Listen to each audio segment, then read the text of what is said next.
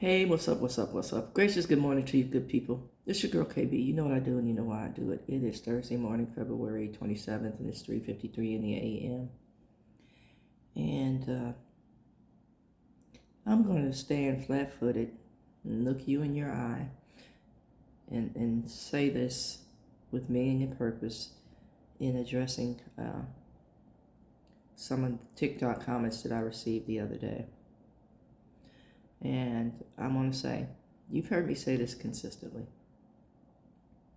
I don't care whether you're black, brown, pink, purple, plaid, polka dotted, gay, straight,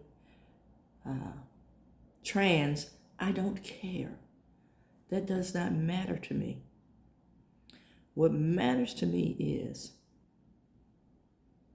inclusion, radical inclusivity.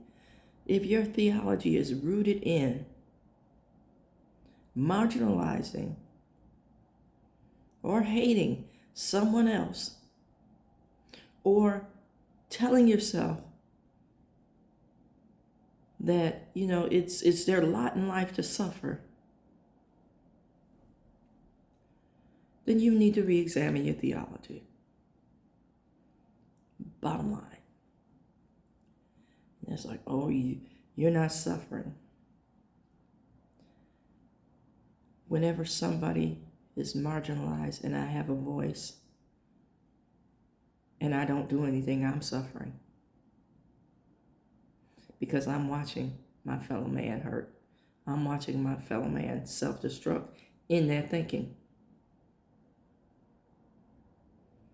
So, I hope that clears some stuff up for some folks. Again, I'm talking radical inclusivity, and I'm talking to specifically one specific person that went hard in paint. And, at first I started to address it and I tried to be as civil as possible. And, they basically accused me of black racism. And then they accused me of a less than theology. They want to talk to me about their level of inclusion. And that's all well and good. But again, I'm going to say this. I didn't reach out to you. You came to my page. I'm just speaking what I believe. You can speak what you believe. That's what makes this country great. But when you seek to silence folks and you call it Christian, or when you seek to marginalize folks and you call it Christian, or you have a level of self-loathing and you call it Christian, there's some problems in there. Okay? That's all I'm saying. Yeah. It's like, again, why such a response? So, I've heard the argument that black people can't be racist because they don't have the I want to say the overall power, and that is based on a worldly societal power to be oppressive. And I'm going to argue against that because that's not true. It all depends on how you define racism. And then the best answer I could find about that was on the Jim Crow Museum. Notice the word Jim Crow. So here we are at the one day before the end of Black History Month. And you've heard me say this, Black history is American history. But there's some things that are unique to the black culture that need to be discussed that, people want to marginalize and minimize. And that's what I'm addressing. The marginalization and the minimization. Okay? Question was posed to this website, can blacks be racist? And the writer responded, the answer, of course, will depend on how you define racism. If you define it as prejudice against or hatred toward another race, now see, nobody's going to say, I hate another race. Nobody's going to say that. And nobody's going to say I'm prejudiced, because prejudice, that word means something. But on the same token, people are going to address their biases. And, that is prejudice, folks. It says, then the answer is yes. If you define racism as the belief that a race is the primary determinant of human traits and capacities, and that racial differences produces an inherent superiority of a particular race, then the answer is yes. And if you define racism as prejudice and or discrimination rooted in race-based loathing, then the answer again is yes. You didn't hear me say I hate anybody. What you heard me say is I hate this country club mentality that we're calling Christian. Okay. However, if you define racism as a system of group privilege by those who have disproportionate shares of society's power, prestige, property, and privilege, then the answer is no. That's what you heard me calling out. That country club mentality.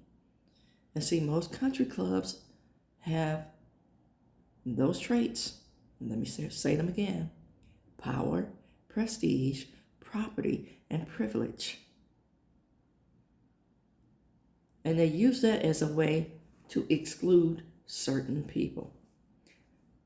The racism in this country is systemic. Now, when I called for a separate news network, since every, major network has systematically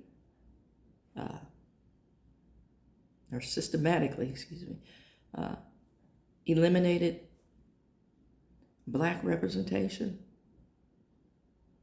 Yes, representation is everything. When you heard me say for us, by us, representation is everything. I need to hear the news as it relates to me. Yes, I can relate to the global world news. Yes, I can relate to the other pieces of news that I read. But what is coming down the pipe that's going to impact me? That part. And again, I never look at people's pages until, I have a reason to question. What you do is what you do. What you say is what you say. If you ask me a question, I will respond. If you comment, you see that I respond, or I'll say thank you, or I'll send shouts out saying I appreciate you. Okay? But what I will not do is allow certain things, such as exclusion, such as marginalization, to be, perpetuated on my page. I won't do that. My message has been consistently clear, and I need to reinforce that statement. Again, you never heard me say I hate anybody. I want us to all come together, but I want us to do it, with a level of integrity and authenticity. You don't have to understand me. One size does not fit all. You remember, I'm talking to the sisters now. You guys remember the pantyhose that came in an egg? I think they were called legs. It's one size fits all. And you're going to put those bad boys on, and they stopped at your kneecaps. And you pulled and tugged, and you basically tore them to shreds in order to get them to fit. And if you did get them where they needed to be, at some point during the day, they either cut off your circulation or roll down. One size does not fit all. Come let us reason together. Amen. I need you to understand that a lot of people are hurting because of systems and language and interpretation of the language that didn't give them a seat at the table. And that's what I was saying about the news. But again, the ear heard what it wanted to hear. And there was a aha, I got you now. My theology and my understanding and definition of inclusivity is that all. I may not understand it,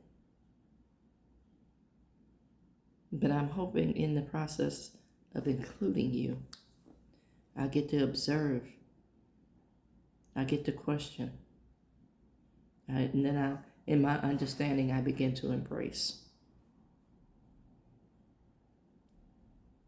all of that, because that's love.